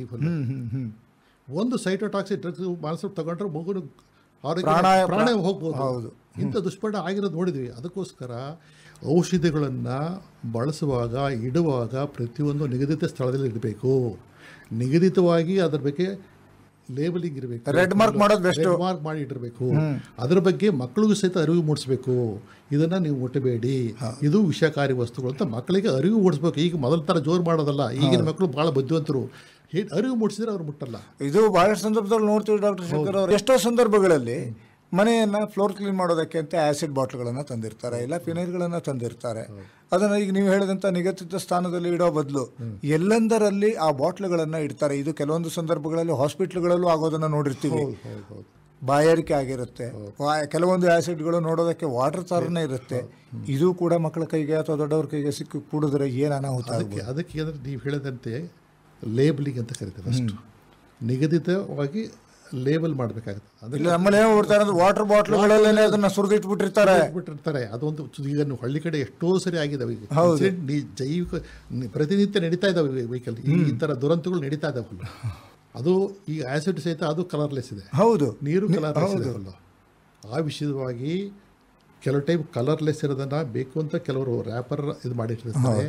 ಆ ಮುಂಜಾಗ್ರತೆಯನ್ನು ವಹಿಸಲೇಬೇಕಾಗ್ತದೆ. ಮಕ್ಕಳ ಕೈಗಂತೂ ಇಡ್ಲೇಬಾರ್ದು, ಅವರಿಗೆ ತಿಳಿಸಿ ಹೇಳಬೇಕಾಗ್ತದೆ. ಹೌದು, ಇಡ್ಲೇಬಾರ್ದು ಒಂದು ಸಮಸ್ಯೆ, ತಿಳಿಸಿ ಹೇಳಿದ್ರೆ ಅದು ಪರ್ಮನೆಂಟ್ ಇರ್ತದೆ. ಹೌದು, ಯಾಕೆಂದರೆ ಈಗಿನ ಮಕ್ಕಳು ಭಾಳ ಶಾರ್ಪ್, 2ನೇ ಕ್ಲಾಸ್ ಮಕ್ಕಳು ಹೇಳಿಬಿಟ್ರೆ ಅವರು ತಿಳ್ಕೊಳ್ತಾರೆ. ಆಮೇಲೆ ನೀವು ಇನ್ನೊಂದು ಬಹಳ ಎಚ್ಚರಿಕೆ ಅಂತದ್ದು, ಜಿರಳೆ ಹೊಡೆಯೋದಕ್ಕೆ ಔಷಧಿ ಹೊಡೆದಿರ್ತಾರೆ. ಆಮೇಲೆ ಬೇರೆ ಬೇರೆ ಈ ಇಲಿಗೆ ಅಂತ ಹೇಳ್ಬಿಟ್ಟು ಪಾಷಾಣವನ್ನು ಹಾಕಿಟ್ಟಿರ್ತಾರೆ. ಎಲ್ಲ ಕೆಮಿಕಲ್ ಇರುತ್ತೆ, ಎಲ್ಲಂದ್ರಲ್ಲಿ ಇಟ್ಟಿರ್ತಾರೆ. ಚಿಕ್ಕ ಮಕ್ಕಳುಗಳು ಪೇಪರ್ಮೆಂಟ್ ಬಿದ್ದರೆ ಅಲ್ಲಿಂದನೇ ಎತ್ಕೊಂಡು ತಿಂದಿರ್ತಾರೆ. ಇದಕ್ಕೆ ಯಾವ ರೀತಿ ಎಚ್ಚರಿಕೆ ತಗೋಬೇಕಾಗುತ್ತೆ ಡಾಕ್ಟ್ರೆ? ಇದಕ್ಕೆ ಮಾರ್ಗ ಒಂದಂದರೆ ಪ್ರತಿಯೊಬ್ಬರು ಹೆಣ್ಣು ಮಕ್ಕಳು, ಗೃಹಿಣಿಯರು ಆ ವಸ್ತು ತಂದಾಗ ಅದರ ಲೇಬಲಿಂಗ್ ಎಲ್ಲ ಓದಬೇಕಾಗುತ್ತದೆ, ಎಷ್ಟು ಹಾನಿಕಾರಕ ಅಂತ. ಮತ್ತು ನಿಗದಿತವಾಗಿ ಸ್ಥಳಕ್ಕೆ ಇಡಬೇಕು, ನಿಗದಿತವಾಗಿ ಯೂಸ್ ಮಾಡಬೇಕು. ಯೂಸ್ ಆದ ಮೇಲೆ ಅದನ್ನು ನಿಗದಿತವಾಗಿ ಡಿಸ್ಕಾರ್ಡ್ ಮಾಡಬೇಕು, ಅಂದರೆ ಎಸಿಬೇಕಾಗ್ತದೆ ಫುಲ್. ಯಾಕೆಂತಂದ್ರೆ ಹಿಂದಿನ ಕಾಲ ಆಗಿದ್ದಿದ್ರೆ ಸಗಣಿಯನ್ನೇ ಹಾಕಿ ಸಾರಿಸ್ಬಿಡ್ತಾ ಇದ್ರು. ಈಗ ಹಾಗಿಲ್ಲ, ಪ್ರತಿಯೊಂದಕ್ಕೂ ಕೂಡ ನಾವು ಕೆಮಿಕಲ್ ಬೇಸ್ಡನ್ನು ಯೂಸ್ ಮಾಡ್ತಾ ಇದ್ದೀವಿ. ಆಹಾರದಿಂದ ಎಲ್ಲದಕ್ಕೂ ಕೂಡ ಈಗ ಅದನ್ನೇ ನಾವು ಉಪಯೋಗಿಸ್ತಾ ಇರೋದ್ರಿಂದ ಎಚ್ಚರಿಕೆಯ ಕ್ರಮ ಅತಿ ಅವಶ್ಯಕ ಅನ್ನೋದನ್ನು ನಮ್ಮ ಕೇಳುಗರಿಗೆ ಹೇಳಲೇಬೇಕಾಗುತ್ತೆ. ಇದು ಮನೆಯ ತ್ಯಾಜ್ಯಗಳನ್ನು ನಿಗದಿತ ಪ್ರದೇಶಗಳಿಗೆ ಕೆಲವೊಂದನ್ನು ಸ್ಟಾಕ್ ಮಾಡಿ ಇಟ್ಕೊಂಡು ಕೊಡೋದು, ಕೆಲವೊಂದನ್ನು 24 hours ಒಳಗಡೆ ಕೊಡೋದು. ಇದನ್ನು ನಿಮ್ಮ ಮನೆಯ ಪರಿಸರಕ್ಕೆ ಅನುಗುಣವಾಗಿ ನೀವೇನೇ ಯೋಚನೆ ಮಾಡಬೇಕಾಗುತ್ತೆ, ಯೋಚನೆ ಮಾಡ್ತಾರೆ. ಇನ್ನು ಹಾಸ್ಪಿಟಲ್ ವೇಸ್ಟ್ ಮ್ಯಾನೇಜ್ಮೆಂಟ್, ಈಗ ಹಾಸ್ಪಿಟ್ಲಲ್ಲಿ ಈಗ ಒಂದು ವ್ಯವಸ್ಥೆ ಬಂದಿದೆ ಅಲ್ಲಿ. ಈಗ 1998 ಒಂದು ರೂಲ್ಸ್ ಬಂದ ಮೇಲೆ ಪ್ರತಿಯೊಬ್ಬರು ಹಾಸ್ಪಿಟಲ್ಸು ನಮ್ಮ ಜೊತೆಗೆ ರಿಜಿಸ್ಟರ್ ಆಗಿದ್ದಾರೆ. 100% ಇತ್ತು ನಮ್ಮ ಶಿವಮೊಗ್ಗದಲ್ಲಿ ಮಾತ್ರ ನಾನು ಹೇಳ್ತೀನಿ. 100% ಅದು ಹೆಮ್ಮೆಯಿಂದ ಹೇಳ್ತೀವಿ. ಪ್ರತಿಯೊಬ್ಬರು ವಸ್ತು, ಯಾಕೆಂದರೆ ಅವರು ಪ್ರಾಕ್ಟೀಸ್ ಮಾಡಬೇಕಾದ್ರೆ ನಮ್ಮಿಂದ ಸರ್ಟಿಫಿಕೇಟ್ ತಗೋಬೇಕು, ನಮ್ಮಲ್ಲಿ ಮೆಂಬರ್ ಆಗಬೇಕು ಅವರು. ಹಾಗಿದ್ರೆ ಮಾತ್ರ ಅವರಿಗೆ ಪ್ರಾಕ್ಟೀಸ್ ಮಾಡಲಿಕ್ಕೆ ಅನುಮತಿ ಕೊಡ್ತೀವಿ, ಇಲ್ಲದ್ರೆ ಕೊಡೋದಿಲ್ಲ ಗೌರ್ಮೆಂಟ್. ಆದ್ದರಿಂದ ಪ್ರತಿಯೊಬ್ಬರು ಹಾಸ್ಪಿಟಲ್ ವೇಸ್ಟು ನಮಗೆ ಬಂದೇ ಬರ್ತದೆ. ಅದಕ್ಕೆ ಇನ್ನೂ ಮುಂದೆ ಹೋಗಿ ಬಾರ್ ಕೋಡಿಂಗ್ ಅಂತ ಒಂದು ವ್ಯವಸ್ಥೆ ಈಗ ಬರ್ತಾ ಇದೆ. ಅಂದರೆ ಯಾವ ಆಸ್ಪತ್ರೆಯಿಂದ ಆ ತ್ಯಾಜ್ಯ ಬಂತು ಅಂತ ಏನು ಕಂಡುಹಿಡಿಬೋದು, ಆ ಲೆವೆಲಿಗೆ ಬಂದಿದೆ ನಾವು ಫುಲ್. ಯಾಕಂತಂದರೆ ಮನೆಯಲ್ಲಿ ಆಗುವಂಥದ್ದು ಸಣ್ಣ ಪ್ರಮಾಣದ ಹಾಸ್ಪಿಟಲ್ ವೇಸ್ಟ್ ಮ್ಯಾನೇಜ್ಮೆಂಟ್ ಆಗುತ್ತೆ. ಆಸ್ಪತ್ರೆಗಳಲ್ಲಿ ಬಹಳ ದೊಡ್ಡ ಪ್ರಮಾಣದಲ್ಲಿ ಆಗುವಂಥದ್ದೊಂದು ಪ್ರಕ್ರಿಯೆ ಹೇಳಿದಲ್ಲ. ಮೆಗನ್ ಹಾಸ್ಪಿಟಲ್ ಒಂದರಲ್ಲೇ ದಿವಸಕ್ಕೆ 3-4 ಲೋಡ್ ಬರ್ತದೆ ನಮಗೆ. ಒಂದು ವೆಹಿಕಲ್ ಸೆಪರೇಟ್ ಅದಕ್ಕೋಸ್ಕರ ಇಟ್ಟಿದೆ, ಮ್ಯಾಚುರಲಿ ಅಲ್ಲಿ ಓಡಾಡ್ತದೆ ದಿವಸಕ್ಕೆ. ಅಷ್ಟು ದೊಡ್ಡ ಪ್ರಮಾಣದಲ್ಲಿ ಬರ್ತದೆ, ವೇಸ್ಟ್ ಬರ್ತದೆ, ಉತ್ಪತ್ತಿ ಆಗ್ತದೆ. ಈ ಕಳೆದ 20 ವರ್ಷದಲ್ಲಿ ಹಿಂದೆ ಏನು ನಾವು ಕಳೆದಿದ್ವಿ, ಎಲ್ಲೆಂದರಲ್ಲಿ ಕಸ ಬಿಡಾಗ್ತಿದ್ರು, ಎಲ್ಲೆಂದರಲ್ಲಿ ಸತ್ತ ಮಗು ಬರ್ತದೆ. ಈಗ ಆ ಥರದ್ದು ಯಾವುದೇ ಒಂದು ಇನ್ಸಿಡೆಂಟ್ ಇಲ್ಲ, ಎಕ್ಸೆಪ್ಟ್ ಏನಾದರೂ ಈ ಭ್ರೂಣಹತ್ಯೆ ಕೆಲವರು ಏನೋ ಹೆಣ್ಣುಗಳು ಆ ಥರದ್ದು ಬಿಟ್ಬಿಟ್ರೆ ಒಂದೂ ಇಲ್ಲ. ಅದು ಒಂದು ಹೆಮ್ಮೆಯ ವಿಷಯ ಶಿವಮೊಗ್ಗದಲ್ಲಿ ಈ ರೀತಿಯ ಒಂದು ರೀತಿಯಲ್ಲಿ ಮೆಡಿಕಲ್ ಕ್ಲೀನ್ ಸಿಟಿಯನ್ನು ಮಾಡ್ತಾ ಇದ್ದೀರಿ. ಆ ವಿಷಯದಲ್ಲಿ 100% ಇಡೀ ನ್ಯಾಷನಲ್ ಲೆವೆಲಲ್ಲಿ ನಮ್ಮದು ಹೆಸರಾಗಿದೆ ಶಿವಮೊಗ್ಗ. ಈಗ ಒಂದಾಗುತ್ತೆ ಡಾಕ್ಟರ್ ಶೇಖರ್ ಅವರೇ, ಸಾಮಾನ್ಯವಾಗಿ ಕಸದಿಂದ ರಸ ಅನ್ನೋದನ್ನು ಕೇಳ್ತೀವಿ. ಈ ಹಾಸ್ಪಿಟಲ್ ವೇಸ್ಟ್ ಮ್ಯಾನೇಜ್ಮೆಂಟಿಂದನೂ ರಸ ಏನಾದರೂ ಮಾಡಬಹುದಾ? ಈಗ ಅದಕ್ಕೆ ಜಸ್ಟ್ ಒಂದು ಹೆಜ್ಜೆ ಮುಂದೆ ಹೋಗುವ. ವೇಸ್ಟ್ ಇಸ್ ಎ ಮಿಸ್ನಾಮರ್ ಅಂತ ಕರೀತಾರೆ, it is A potential resource ಅಂತ ಕರಿತೀವಿ. ಹೌದು, ನಾವು ಜನಸಂಖ್ಯೆ ಒಂದು ಕಾಲದಲ್ಲಿ ಶಾಪ ಅಂತ ಹೇಳ್ತಿದ್ವಿ, ಈಗ ಜನಸಂಖ್ಯೆಯೇ ವರ ಅಂತ ಹೇಳ್ತಿದ್ದೀವಿ. ಸೊ ವೇಸ್ಟ್ ಅಂತಂದರೆ ಆ ಪರ್ಟಿಕ್ಯುಲರ್ ಟೈಮ್ ಅಲ್ಲಿ ಮಾತ್ರ, ಪರ್ಟಿಕ್ಯುಲರ್ ಪರ್ಸನ್ಗೆ ಮಾತ್ರ ವೇಸ್ಟ್ ಆಗುತ್ತೆ. ಒಬ್ಬರಿಗೆ ಕಸ ಇದು, ಇನ್ನೊಬ್ಬರಿಗೆ ರಸ ಆಗ್ಬೋದು. Say for example plastic syringes ಇದು ಗ್ರೇಡ್ 1 ಪ್ಲಾಸ್ಟಿಕ್. ಅದು ಅಂದರೆ ಹೈಯೆಸ್ಟ್ ಕ್ವಾಲಿಟಿ ಪ್ಲಾಸ್ಟಿಕ್ ಸಿರಿಂಜನ್ನು ಪ್ಲಾಸ್ಟಿಕ್ ಯೂಸ್ ಮಾಡ್ತಾರೆ. ಅದು ರೀಸೈಕಲ್ ಮಾಡೋದ್ರಿಂದ ಇನ್ನೊಬ್ಬರಿಗೆ ಉದ್ಯೋಗ ಸಿಗ್ತದೆ. ಹೌದು, ಅಂದರೆ ರೀಸೈಕಲ್ ಮಾಡಬಲ್ಲಂಥದ್ದು ಅವೆಲ್ಲ. ಅದನ್ನು ಮಾಡೋಕ್ಕೆ ಮುಂಚೆ ಡಿಸ್ಇನ್ಫೆಕ್ಟ್ ಮಾಡಬೇಕು. ಅಂದರೆ ಸೋಂಕು ಜೊತೆ ಸೋಂಕು ರಹಿತ ಮಾಡಿ ಅದನ್ನು ಸ್ಪ್ರೆಡಿಂಗ್ ಮಾಡಿ ರೀಸೈಕಲ್ ಮಾಡಿ. ಅದಕ್ಕೆ ನಿಮ್ಮದೇ ಆದಂಥ ಒಂದು ಮೆಕ್ಯಾನಿಸಮ್ ಇದೆ. ಅದು ಸೆಪರೇಟ್ ಇದೆ, ಮೆಕ್ಯಾನಿಸಮ್ ಇದೆ. ಸೊ ಅದರ ಗೌರ್ಮೆಂಟ್ ಗೈಡ್ಲೈನ್ಸ್ ಎವ್ರಿ ಫೋರ್ಟೈನ್ ಗೈಡ್ಲೈನ್ಸ್ ಕೊಡ್ತಾರೆ. ಈ ಎಷ್ಟು ಸ್ಟ್ರಿಕ್ಟ್ ಇದೆ ಅಂತಂದರೆ, ನಾವು ನೀವು ಸುಡ್ತೇವೆ ಅಂತ ಹೇಳಿದ್ರೆ ಇನ್ಸಿನೇಟರ್, ಆ ಹೊಗೆ ಇರ್ತದಲ್ಲ, ಹೊಗೆಯಲ್ಲಿ ಉತ್ಪತ್ತಿ ಆಗುವಂಥದ್ದು ಆನ್ಲೈನ್ ಮಾನಿಟರಿಂಗ್ ಮಾಡ್ತಾರೆ ನಮ್ಮಲ್ಲಿ, ಬೆಂಗಳೂರಲ್ಲಿ ಡೆಲ್ಲಿಲಿ ಕೂತ್ಕೊಂಡು. ಆ ಪಾರ್ಟಿಕ್ಯುಲೇಟ್ ಮ್ಯಾಟರ್ ನಿಮ್ಗೆ ಗೊತ್ತಿರೋದು, ಡೆಲ್ಲಿಲಿ ಪಾರ್ಟಿಕ್ಯುಲೇಟ್ ಮ್ಯಾಟರ್ 300+ ಹೋಗಿದೆ. ಹೌದು, ನಮ್ಮಲ್ಲಿ 0 ಅಲ್ಲಿಯ ಸಮಸ್ಯೆ ಮೆಡಿಕಲ್ ಅಲ್ಲಿಯ ಸಮಸ್ಯೆ ಬೇರೆ ಇದೆ. ಅಲ್ಲ, ಅದಕ್ಕೆ ಅದೇ ಸಹಿತ ನಾವು 0 to 50 ಒಳಗಡೆ ಇದ್ರೆ ಮಾತ್ರ ನಮಗೆ ಅಲೋ ಮಾಡ್ತಾರೆ. ಇಲ್ಲದ್ರೆ ಇಮಿಡಿಯೇಟ್ ನಮಗೆ ವಾರ್ನಿಂಗ್ ಕೊಡ್ತಾರೆ, ಏನು ಸಮಥಿಂಗ್ ರಾಂಗ್, ಕರೆಕ್ಟ್ ಮಾಡ್ಕೊಳ್ಳಿ ಅಂತ. ಅಂದರೆ ಟೆಂಪ್ರೇಚರು ನಿಗದಿತ ಟೆಂಪ್ರೇಚರ್ ಪ್ರೈಮರಿ ಚೇಂಬರ್ 800 ಇರಬೇಕು, ಸೆಕೆಂಡರಿ ಚೇಂಬರ್ 1100 ಡಿಗ್ರಿ ಇರಲೇಬೇಕು. ಅದಕ್ಕೆ ಸರಿ ಮಾಡ್ಕೊಳ್ಳಿ ಅಂತ ಇಮಿಡಿಯೇಟ್ ವಾರ್ನಿಂಗ್ ಬರ್ತದೆ. ಸೊ ಅಷ್ಟು ಅಂದರೆ ಸ್ಟ್ರಿಕ್ಟ್ ಕಂಟ್ರೋಲ್ ಇದೆ ನಮ್ಮ ಬಗ್ಗೆ, ನಮ್ಮ ಮೇಲೆ. ಸೊ ಆದ್ದರಿಂದ ಯಾವುದೇ ಕಾರಣಕ್ಕೂ ಮಿಸ್ಯೂಸ್ ಆಗೋದು ಕಡಿಮೆ ನಮ್ಮ ಇದರಲ್ಲಿ. ಅಂದರೆ ಕೂಡ ಮೆಡಿಕಲ್ ವೇಸ್ಟನ್ನು ಕೂಡ ತಾವು ರಸವನ್ನು ಮಾಡ್ತೀರಿ, ಮಾಡ್ತೀವಿ. ನಿಮಗೆ ಒಂದು ಹೇಳಬೇಕಾದ್ರೆ, ನಮ್ಮ ಹೋದ ವರ್ಷ ನಾವು 22 ಟನ್ ಪ್ಲಾಸ್ಟಿಕ್ಕನ್ನು ರೀಸೈಕಲ್ ಮಾಡಿದ್ದೀವಿ. ನಮ್ಮ ಒಂದು ಶಿವಮೊಗ್ಗದಲ್ಲಿ 22 ಟನ್, ಒಂದು ಡಿಸ್ಟಿಕಲ್ಲಿ 22 ಟನ್ ಬರೀ ಹಾಸ್ಪಿಟ್ಲೇ ಪ್ಲಾಸ್ಟಿಕ್ ಮಾತ್ರ. ನೀವು ಈ ಆ್ಯಂಗಲ್ನಲ್ಲಿ ನೋಡ್ತೀರಿ, ನಾನು ಹಾಗಿದ್ರೆ ಎಷ್ಟು ಜನ ರೋಗಿಗಳ ಪ್ರಮಾಣ ಜಾಸ್ತಿ ಆಗಿರ್ಬೋದು ಅಂತ ಯೋಚನೆ ಮಾಡ್ತಿದ್ದೀನಿ ಡಾಕ್ಟರ್ ಅವರೇ. ಅಲ್ಲ, ಈಗ ಒಂದು ಆಗಿದೆ ಅಂದರೆ, ಈ ಕರೋನಾ ಬಂದಮೇಲೆ ಬೇರೆ ಏನಾಗಿದೆ ಅಂತಂದರೆ, ಅವೇರ್ನೆಸ್ ಜಾಸ್ತಿ ಆಗಿದ್ದರಿಂದ ಸೋಂಕನ್ನು ಹೇಗೆ ತಡೆಗಟ್ಟೋದಂದರೆ ಎಲ್ಲ ಡಿಸ್ಪೋಸಬಲ್ಸ್ ಬಂದಿದೆ ಫುಲ್ಲು. ಪ್ರತಿಯೊಂದು ಸಹಿತ ಯೂಸ್ ಆ್ಯಂಡ್ ಥ್ರೋ ಆ ಸಿಸ್ಟಮ್ ಬಂದಿದೆ. ಅಂದರೆ ಅದರಿಂದ ಸೋಂಕನ್ನು ಕಡಿಮೆ ಮಾಡಬಹುದು ಉದ್ದೇಶದಿಂದ ಈ ಮಾಡ್ತಾ ಇದ್ದೀವಿ. ಸೋಂಕನ್ನು ಕಡಿಮೆ ಮಾಡುವುದಕ್ಕೆ ತಮ್ಮದೇ ಆದಂತಹ Sushruta biomedical waste management society ಒಂದು ಉತ್ತಮವಾದಂಥ ಕೆಲಸವನ್ನು ಮಾಡ್ತಾ ಇದೆ ಡಾಕ್ಟರ್ ಶೇಖರ್ ಅವರೇ. ಹಾಗೆಯೇ ಇಲ್ಲಿ ಒಂದು ಚಾರ್ಟನ್ನು ಕೂಡ ಇಟ್ಕೊಂಡಿದ್ದೀರಿ, ಇದೇನಿದು? ಇದು ಕಲರ್ ಕೋಡಿಂಗ್ ಅಂತ ಕರಿತೀವಿ. ಈಗ ಪ್ರತಿಯೊಂದು, ಈಗ ಸೋಂಕು ಸಹಿತವಾದದ್ದು ಯಾವುದು, ಸೋಂಕು ರಹಿತವಾದದ್ದು, ಶಾರ್ಪ್ಸ್ ಅಂತ ಯಾವುದೋ, ಅದ್ರ ನಿಮಗೆ ಹರಿತವಾದದ್ದು ಯಾವುದು, ಇದರಲ್ಲಿ ಟಾಕ್ಸಿಕ್ ಯಾವುದು ಅಂತ ನಿಮಗೆ ಆಸ್ಪತ್ರೆ ಸಿಬ್ಬಂದಿ ತಿಳಿಸೋದು ಹೇಗೆ? ಸಿಬ್ಬಂದಿ ತಿಳಿಸಿ ಅವರು ನಿಗದಿತವಾದ ಬಿನ್ಗಳಲ್ಲಿ ಹಾಕಿ ಮಾಡಿ ಸೆಗ್ರಿಗೇಷನ್ ಅಂತ ಕರಿತೇವೆ. ಫುಲ್ ನೀವು ಎಲ್ಲೋ ರೆಡ್ ಗ್ರೀನ್ ಅಂಡ್ ವೈಟ್ ಮಾಡಲಿಕ್ಕೋಸ್ಕರ ಅವರಿಗೆ ತಿಳುವಳಿಕೆ ಕೊಡಲಿಕ್ಕೆ ಇದು ಚಾರ್ಟ್ ಅನ್ನು ಮಾಡಿಕೊಂಡು ಮಾಡಿದ್ದೀವಿ. ಅದ್ರ ಜೊತೆಗೆ ನಾವು ಒಂದು ಬುಕ್ ಸಹಿತ ಮಾಡಿದ್ದೀವಿ. ಈ ಬುಕ್ಕಲ್ಲಿ ಯಾವುದೇ ಆಸ್ಪತ್ರೆಯಲ್ಲಿ ಯಾವ ದಿವಸ ಎಷ್ಟು ಪ್ರಮಾಣ ಬಂತು, ಯಾವ ಬಂದದಂತಂದು ಎಲ್ಲ ಮಾಡಿದೆ. ಅದು ಒಂದು ಡೈರಿ ಇರುತ್ತೆ, ಡೈರಿ ಇದ್ದೇ ಇರ್ತದೆ. ಸೊ ಅಲ್ಲಿ ಡೈರಿ ಇರ್ತದೆ, ನಮ್ಮಲ್ಲೂ ನಮ್ಮ ಪ್ಲಾಂಟಲ್ಲೂ ಡೈರಿ ಇರ್ತದೆ. ಎರಡು ಮ್ಯಾಚ್ ಆಗಬೇಕು. ಸಪೋಸ್ ಈಗ ನಮ್ಮ ಡ್ರೈವರು ಅಲ್ಲಿಂದ ಕಲೆಕ್ಟ್ ಮಾಡಿ ಬರ್ತಾನೆ, ನಡುವೆ ಅವನು ಪ್ಲಾಸ್ಟಿಕ್ ಮಾರ್ಕೊಂಡ್ಬಿಟ್ರೆ ಏನ್ ಮಾಡ್ತಾರಾ? ಹಿಂದೆ ಆಗಿದ್ದಾರೆ ಸಮಸ್ಯೆಗಳು. ಆ ತರ ಸಮಸ್ಯೆಗಳಿಗೆ ಪರಿಹಾರವನ್ನು ಕಂಡುಕೊಂಡಿದ್ದೀವಿ. ಈಗ ಬಾರ್ಕೋಡಿಂಗ್ ಅದೆಲ್ಲ ಬಂದಿರದೆ ಕಂಡುಕೊಂಡಿದೆ, GPS ಆಗಿದೆ, ಅದೆಲ್ಲ ಕಂಡುಕೊಂಡಿದೆ. ಸೊ ಆ ಸಮಸ್ಯೆ ಈಗ ಬಗೆಹರಿದೆ. ಸೊ ಬಾರ್ಕೋಡಿಂಗು ಇನ್ನೂ ಕೆಳಮಟ್ಟದಲ್ಲಿ ಬಂದಿಲ್ಲ, ದೊಡ್ಡ ದೊಡ್ಡ ಹಾಸ್ಪಿಟಲ್ ಬಂದಿದೆ, ಕ್ಲಿನಿಕ್ ಲೆವೆಲಲ್ಲಿ ಏನು ಬಂದಿಲ್ಲ. ಬಟ್ GPS ಇರೋದ್ರಿಂದ ಆ ವೆಹಿಕಲ್ ಎಲ್ಲಿ ಹೋಗುತ್ತೆ, ಹೇಗೆ ಹೋಗುತ್ತೆ ಎಲ್ಲ ಟ್ರ್ಯಾಕ್ ಮಾಡ್ತಾ ಇದ್ದಾರೆ. GPS ನಿಂದ ಟ್ರ್ಯಾಕ್ ಮಾಡ್ತೀರಿ. ಬಯೋಮೆಡಿಕಲ್ ವೇಸ್ಟ್ ತರುವಂತದ್ದನ್ನು ಕೂಡ ಎಲ್ಲಿಯೂ ವೇಸ್ಟ್ ಮಾಡಬಾರ್ದು ಅಂತಾನು ಯೋಚನೆ ಮಾಡ್ತಾ ಇದ್ದೀರಿ. ಈ ಎಲ್ಲ ಕ್ರಮವನ್ನು ಕೂಡ ತಗೊಂಡಿದ್ದೀರಿ. ಇನ್ನು ಇದಕ್ಕೆ ಏನಾದರೂ ವೇಸ್ಟ್ ಮ್ಯಾನೇಜ್ಮೆಂಟ್ ಸರಿಯಾಗಿ ನಡೆದಿಲ್ಲ ಅಂತಂದರೆ ಕಾನೂನುಗಳನ್ನು ಏನಾದರೂ ಸರ್ಕಾರ ರೂಪಿಸಿದೆಯಾ?